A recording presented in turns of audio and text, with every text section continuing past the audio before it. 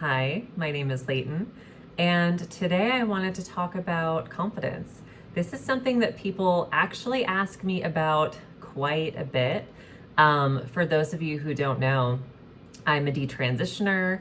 I am pretty open about it online, and I'm in the middle of a detransition lawsuit. So I have had to be in the public eye more than I ever expected myself to be. And when you are in that kind of position, you have to really put yourself out there, even if you don't necessarily feel comfortable doing so. And so I think that maybe people see me projecting myself in that way, and assume that it comes from this deep sense of unshakable confidence or something like that. And as someone who knows myself personally, it's kind of funny because to me, I see myself as someone who is actually a little bit shy, and I can be quite confident when I feel comfortable around someone. And I am going to get into why, because I think a lot of us are like this. So confidence is something that, in order to have true confidence, it's really about capacity. It's about the capacity that we have in our nervous system for safety, the capacity that we have for stress, the capacity that we have to be misunderstood, the capacity that we have to be disliked. If we are going to be confident in a way that truly is unshakable, we have to know who we are. And we can't know who we are if we're disconnected from the body, and if we're disembodied and dissociated and all of those things. So whenever people ask me, when I'm working with someone one-on-one, and they ask me how they can become more confident, or how can they speak out about difficult topics, how can they put themselves out there? Long before I ever was open about being a detransitioner, and actually before I even transitioned and then detransitioned anyway, I have always been a very outspoken person. This is something that used to get me into a lot of trouble, especially when I was younger. And I wasn't always necessarily so graceful with it. I had a lot of feelings and I had a lot of opinions, and whether they were right or wrong, I just felt very passionately about speaking about them. And I still think that it is very important, if you feel passionately about something, if something happened to you, or if you experienced something that would be valuable to share with the world, then it can be, this is a tool that needs to be developed. The ability and the capacity to be able to share with other people. And when I was younger, what I would do is kind of pump myself up for it. And, I usually knew that I was going to experience a lot of backlash, because let's be real, you cannot please everyone. In fact, most of the time, we're lucky to even please a handful of people, because in this day and age, people get very angry about things. Everyone has their own opinions, but unlike years ago, when you could kind of have a different opinion than somebody else and still be friends, now the society that we're working in is a society where if you have an opinion and a person, or like an influential person or a group of people, deem it the wrong opinion, you can be canceled. You can lose your job. You can lose your family. You can lose your friends. You can lose anything that you thought was stable in your life can be pulled away from you. And that's not something that I had to worry about back in the day. When I was younger and I was putting myself out there, I could say things that the people in my life totally disagreed with, but they weren't going to, abandon me because of it. They weren't going to throw me out because of it. And so what I would do is I would kind of pump myself up and get myself in this almost very overstimulated place to be able to do that. And I feel like that happens to a lot of people. We feel passionately about something, we have strong emotions about something, and we want to just put ourselves out there. And it's good. It's good to want to put ourselves out there. But when we're doing so from a place that is very dysregulated, we can set ourselves up for a lot of pain that we are not ready to integrate. I don't know if you guys are into tarot or anything, but I just love how archetypal it is. I find that it's better than therapy. I think to me, it can kind of really act as a mirror and show us these aspects of ourselves that can be really powerful to witness and to integrate. And I had the understanding and awareness come up recently that the kind of person I am, I'm really like the Knight of Swords. And I just kind of charge forward with anything that I feel passionately about, anything that I want to do. And that's really good in the sense that, I have a lot of ambition and determination, and I see something that I want and I go do it. But I'm not always prepared. In the past, especially, I was not always prepared for the backlash that I would experience, or for, there's lots of things that can come up.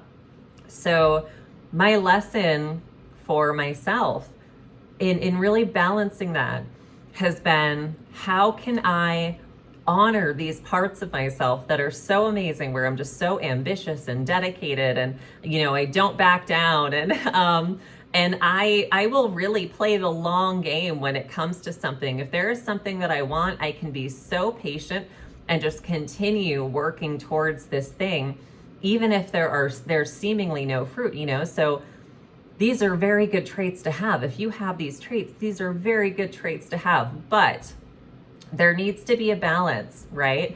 And I need to also make sure, do I have the capacity within my nervous system for all of these different things? Do I have the capacity within my nervous system to be misunderstood? Do I have the capacity within my nervous system to be disliked? Do I have the capacity to be wrong? Do I have the capacity to be challenged? How am I going to respond if I put myself out there and I say all of these things and someone says, no, that's wrong, or you should not have said that, or you should not have this opinion, this is the wrong opinion? Or what if they're right and they present me with information that totally changes my worldview, and I realize that I was wrong in what I said or did? Will I be able to handle that with grace and humility, So these things are so, so, so important. And when I'm talking about building capacity within the nervous system, what does that mean? Capacity is our ability to stretch ourselves a little bit, to have space for things that we don't have space for when we are dysregulated. This is something that we can't just cognitively choose to do.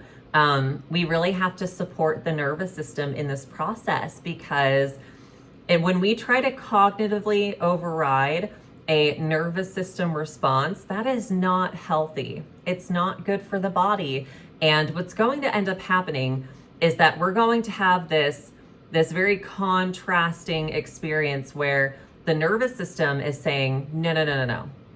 This is not safe. We are not safe. You doing this is dangerous. And actually, it's life-threatening because when the nervous system does not feel safe, things like this, things like speaking your mind, things like putting yourself out there, and or really any way that you have to be confident. Maybe it's talking to someone that you really admire. Maybe it's applying for a job, or trying to work yourself up in a certain career. There are lots of ways where we have to be confident in order to kind of take those steps. And the body has to feel safe. So if the body does not feel safe and we go ahead and do these things anyway, then we're not going to be prepared, and it's going to backfire. And then more often than not, we end up kind of retreating back into our shells because we can't handle all of these things that we have just kind of forced ourselves into. So somatic therapy, somatic experiencing, this is kind of how you get into the body. You want to really pay attention to what your body is feeling. You want to really sink deeply into your body and notice what sensations come up before you do something. Allow yourself to really thoroughly think about everything that could come out of an experience. You know, when someone says to think about what's the best case scenario or what's the worst case scenario to come out of something. But you don't want to do this in a way, again, that is solely cognitive. You need to involve the body.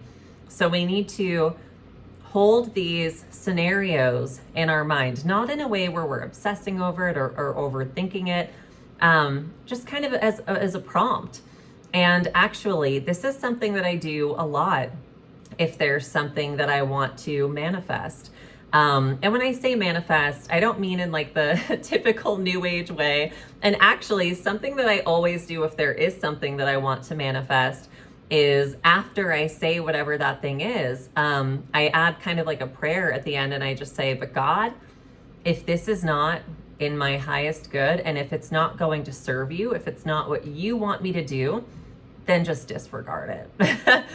Just pretend I never said it. I'm throwing this out there and letting you know, God, that this is something that I would love to do. This is something that that I'm really interested in. But you know, if this is not going to be in my highest good, if it's not good for me, then I don't want it. You know, so I'm always very careful to say that, because I am the kind of person that for some reason can manifest things very, very easily. And I will be the first to say that if there's something that you think that you want and it's not actually in your highest alignment and your highest good, and then you get it's going to cause problems. It's not going to be, you know, we can't force the integration of this event or this person or this thing into our life if it's not meant to be there. And bad things can start happening if that happens. So I just wanted to add that little disclaimer, that I am always very intentional with my words around that. But when I am wanting to manifest something, I throw it out there as a what if. And again, this is a very powerful practice. When you have pure intentions and you have a lot of love in your heart, and there's this thing or this person or this experience or this opportunity, whatever it is that you want to do, and you just kind of suggest, you know, and it's not really a suggestion to God. God already knows, you know, your guides, they already know. It's a suggestion to your nervous system to see if this is something that that you can catch up with, if this is something that you can align with. And so I'll kind of just throw out there, what if this happened? You know, what if this person messaged me and said this? What if I had this opportunity? What if this thing came up? And I find that is something that works very, very well for me. And when we're making these suggestions to the nervous system, we have the opportunity to feel in the body if we are ready for these things. You know, does this suggestion bring up fear? Does it bring insecurity up? Does it bring up feelings of unworthiness? You know, is it triggering feeling like you'll never be good enough, or like you'll never measure up to this person, or you'll never have the knowledge or information that this person has? And you want to just kind of scan your body. And if those things are coming up, it doesn't necessarily mean that you're not ready for certain things, but it's good to know that there are parts of your nervous system that don't necessarily feel safe. And then how we meet ourselves there is to look at that and witness that sense of unsafety and say, how can I support this? How can I support my inner child in this moment? How can I support my nervous system in this moment? How can I let myself know that I am safe, that I am worthy? that I can do this, you know? And sometimes the mind will come in and it will try and make us believe things based on past experiences. So the mind might come in and say, well, you had XYZ opportunity in the past and you totally fumbled it. You ruined it. You sabotaged it, whatever it was. And if those thoughts come up, I ask myself, do I have room in my nervous system to stretch myself just a little bit to the idea that I don't have to be who I've always been? Is that something that I have capacity for? And having the capacity to stretch ourselves just a little bit, to stretch our perception of ourselves, and to accept or choose to not be the same person that we've always been, because we don't have to be. Every single day is a new day. It's a new opportunity, a new chance to wake up and choose yourself, to wake up and choose your purpose and your path, and to choose Christ, to choose the Christ impulse. And that is the impulse to align with Christ consciousness, which is that part of you that is completely devoted to love and to service, So that is something that I feel like is a really, really important aspect in developing confidence, is this ability to really scan the body, to check in with the body, and to develop this relationship, this symbiotic relationship where we are actively communicating back and forth with the nervous system, because the nervous system is where our truth lies. So when we are going based off of our mind, based off of thoughts that we have, fears that we have, even positive thoughts, it's really easy to get delusional about things. Maybe I should just speak for myself and say, I'm a Pisces sun. It's easy to get delusional about things and think, yeah, this thing's totally going to happen. And there's nothing wrong with being confident in that sense, or looking at things in a positive light. But we also need to be realistic. And what I mean by that is that we need to understand and be able to accept where the nervous system is currently. Because if we can't accept that, then how do we move it from where it currently is to where we want it to be? Do you see what I'm saying? So that is hugely, hugely important. And also, going back to something I was saying earlier, we need to integrate and grow the ability to be misunderstood, because there is a whole group of people on the internet that quite literally show up just to project their inner pain onto you. They feel hurt, they feel confused, they feel pain, they feel frustration. They don't know what to do with it. They don't know where to put it. And so then they're on Twitter or Instagram or YouTube, and they see something that mirrors their inner pain, or that questions their worldview, or whatever it may be. And whether or not that's even what you're saying, this is how they are going to perceive it. And to them, it is going to feel like a personal attack. And then they're going to come after you.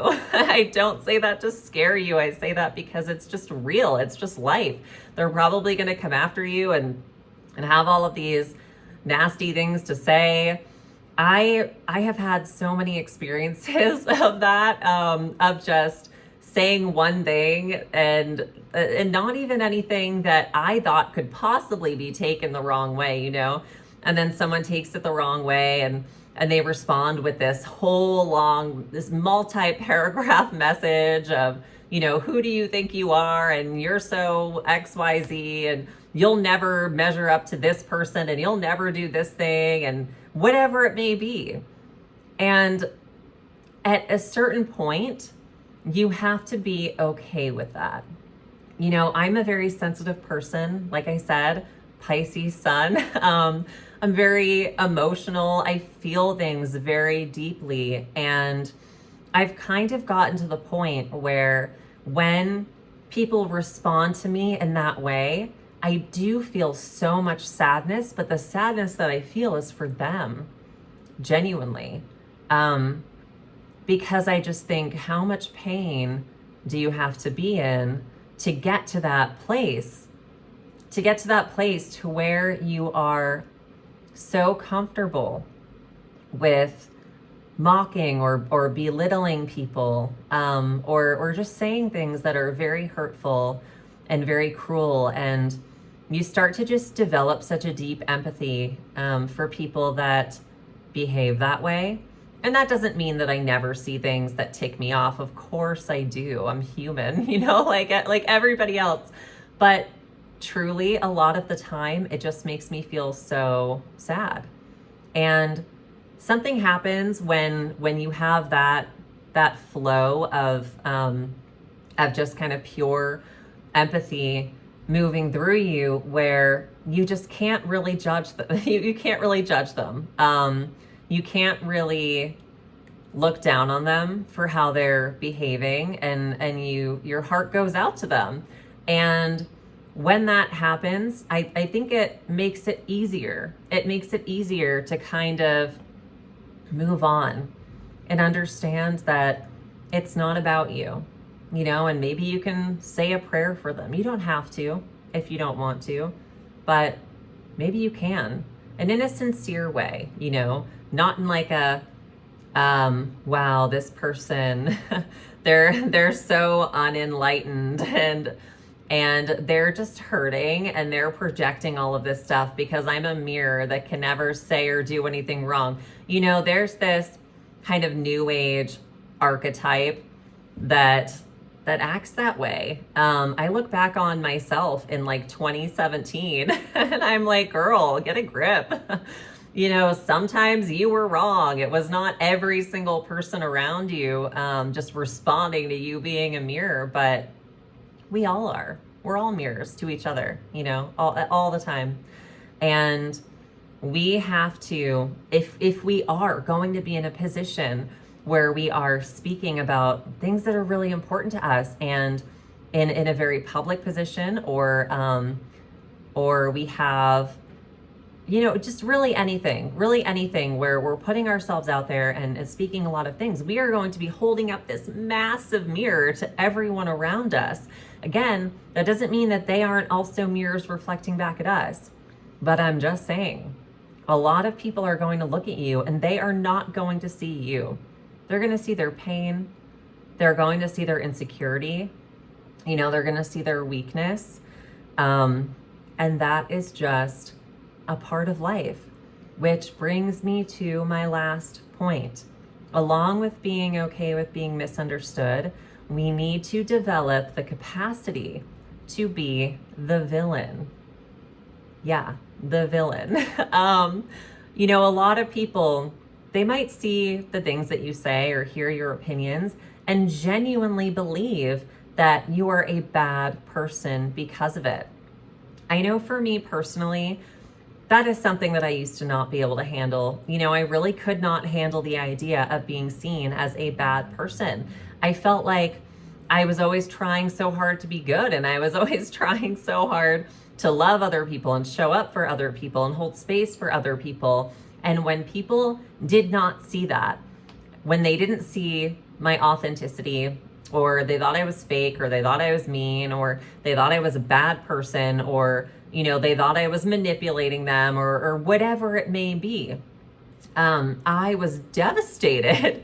I would bawl my eyes out, and then I would fawn and do everything in my power to try and get them to like me, to change their opinion of me. I can't even tell you how many times I did that because, like I said, I was always the kind of person that was very open about the things that I believe in, and I frequently hurt people's feelings because of it. And we don't want to enter into this relationship with ourselves where we just think, oh, I can say whatever I want and I'm not responsible for other people's feelings, so it doesn't matter how they feel. Of course, we're not responsible for other people's feelings, but we still need to be responsible. We still need to be gentle We still need to be loving, we need to be humble. We can have confidence and still have humility and show that. So we kind of need to understand, though, that no matter how gentle we are, no matter how compassionate and loving and honest and all of that stuff that we are, some people just are not going to like you. There are lots of people that don't like me, and that used to really, really bother me. It used to eat me alive. Sometimes I would have like a Twitter mutual that I was interacting with mutually and everything, and then one day they would unfollow me, and I would be haunted by it. I'd be thinking, what did I do wrong? Why does this person suddenly not like me? And eventually you just realize that it doesn't matter. And if someone's meant to be in your life, they're going to be in your life. And so we want to create this balance where we are humble and we're perfectly willing to look at ourselves and examine our hearts in the light of Christ, examine our hearts in according to God, according to truth, according to love, and be willing to admit when we are wrong, because we are going to be wrong sometimes, and that's just part of life. But at the same time, we also want to be able to do that, but also understand that there are going to be times when we're right. We're not wrong. We're right. And someone else's feelings are hurt because of an opinion that we have, or because of a thought that we have, or something that we said, or something that we did, and we can't fix or change that. They may not want to be in our lives anymore. They may unfollow you. They may unfriend you. They may tell you off. And that can be debilitating if it's someone that you were very close to. And it can be irritating or triggering if it's someone that you weren't as close to, but it's still, we're human. Things like this affect us, and that's okay. I am not asking you to have no feelings. I am not telling you that building capacity in your nervous system is going to somehow make you no longer care about these things. But when we develop this very loving relationship with our own bodies and with our own nervous system, and when we take every experience that we have and we just give it to God, and we process it through our guides, we process it through our higher self, we gain something back. It may feel like you're losing something. It may feel like you are sacrificing so much. And I'll say firsthand that it is a sacrifice. It is. I have lost so much. I have bawled my eyes out in my closet. I have, sobbed and snotted over losing certain people, and because it gets so painful and it gets so messy sometimes. But what happens is that you feel the feelings, you let yourself process them, you let your body experience them. We don't bypass it. We let the body respond however the body wants to respond. For me, that can look like crying. It can look like physically shaking. It can look like all of this tension in my body that I just have to get out. It looks really goofy. But sometimes if I'm really feeling all of this energy and all of this pain in my body, I will just practice like punching the air or something. And that is a somatic practice. Some people will literally take a baseball bat and slam the ground with it. I have downstairs neighbors, so I'm not going to be doing that. But I find that if you're pushing really hard against a wall or punching the air, you can punch a pillow if you want. You can scream into a pillow. You can silently scream. But get that out of your body. Let your body express it. Express it how it's coming up. We have to get a little primal with it sometimes to fully process it out of the body, because if we don't, your nervous system when you're just writing a tweet or recording a TikTok or whatever it is that you're doing, speaking at an event, whatever it is going to be responding as if you're being chased by a lion or a bear or something like that. We have to build capacity in the body by letting the body know, I can hold such uncomfortable, painful, debilitating, traumatic emotions and feelings and sensations. And body, you're speaking to yourself. I'm not going to abandon you. You're going to feel these things, and I will prove to you that you are safe because I'm not going anywhere. I'm not going to abandon you. We are going to feel this together. We're going to process it together. And however you feel it is okay. However you process it is okay. There is no right or wrong way to do this. Sometimes you may totally freeze up. Your body may just tense up and freeze up, and you might feel like you can't get out of that. Just notice it. Just close your eyes, relax your shoulders, notice any tension in your body, and just do your best to release it, to relax, to unclench your jaw, lower your shoulders, whatever it is. And sometimes the way to get out of it is actually to do the opposite of that and to tense your entire body, literally with all of your might until you're shaking, and then release it. Because sometimes we just have all of this pent up energy that has to come out. Otherwise, it's going to turn into disease. It's going to turn into physical chronic pain. So once again, confidence is not something that comes from the mind. It's not something that we can work our way up to mentally or cognitively. It is something we have to create space for. It is something that we have to have a certain relationship with the body. We have to prioritize this relationship with the body, because if the body doesn't feel safe, we can't truly relax. We can't truly be ourselves. And quite frankly, we are going to re-traumatize the body. If we try and say, why are you so stupid? Why can't you just say this? Just speak up. This is what you want to say. Just speak up. If that's how you're talking to yourself and your body, if this is the way that your mind is going when you want to say something, the body is going to feel like a scolded, shamed child. It's going to become afraid of you. It's not going to feel more safe. It's going to feel less safe. And it might comply. You might force yourself to speak up in a certain moment. But then what happens after? What's the rebound for that? So I know I talk a lot about the nervous system and talking out loud to the body, and that is because it works. Your nervous system is the key to higher realms, and that includes your higher self. Your nervous system knows what's best for you.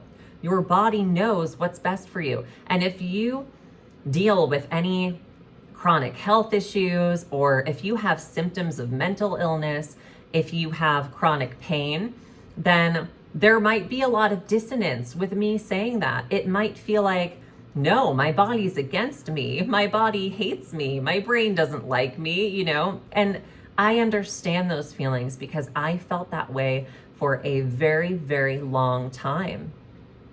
I used to feel like my body was this weapon against me, that I was a weapon against myself, literally. I used to feel like my body just hated me and was punishing me constantly. My body was responding. It was responding to the pain and trauma that was unexpressed, that was left in my body, in my fascia since childhood. And if you have unexpressed pain in your body, it doesn't mean that you did anything wrong. And it doesn't mean that what you're feeling or experiencing is your fault. But even if we don't cause our own trauma, it's our responsibility to heal from it, It's our responsibility to be so loving and gentle with ourselves that we create the safe space that we never had. And I can tell you from firsthand experience that when you feel safe in the body, that is how you feel safe in the world. When you establish safety within the nervous system, that is what will fuel you and give you the tools that you need, the capacity, the safety that you need to enter out into the world, into the wild, and to know that you are going to be okay, that regardless of what happens to you, you have the resources within you that you need in order to survive. Because lack of confidence isn't a mental disorder. It's not us just simply not being good enough or having some deficit. Not being confident enough is a survival response. It's a survival response in the sense that the body doesn't feel safe, and the body is saying, hey, I don't feel safe. I don't want to die. I feel threatened. All of these things are threatening now because I feel threatened, and our physiology, it wants to protect us. The body wants to protect you. So my light just died. And honestly, I'm getting to the point where I told myself I'm not going to talk that long. And yeah, I'm getting to that point where I have spoken quite a bit. This seems like a really good place to end anyway. If you made it this far, thank you so much for being here with me. Thank you for challenging me. You know, YouTube was something that used to be so scary to me. And I don't know if you guys have noticed, I don't edit my videos. My light just went off. You know, I'm just in my living room. I am not the most prepared person. I don't consider myself a YouTuber. I'm just a person that feels very passionately about God and Christ and the nervous system and somatics and inner child work and all of this stuff, who wants to bring it to the world and wants to share it with other people. And I remember when I just did not feel good enough to do that. When I first started posting on YouTube, it's not because I suddenly cognitively had the confidence that I lacked before. It's because I had built enough capacity within my body that even if no one subscribed to me, even if I got hate comments all day long, and I have gotten my fair share of hate comments, even if nobody watched my videos, I would be okay. I would be okay, and I would just, if I needed to, I would just find a different way to bring this information to the world. So I'll just leave it there. And thank you guys for being here, because if you weren't, then I wouldn't have anything to share here. Yeah, thank you for watching.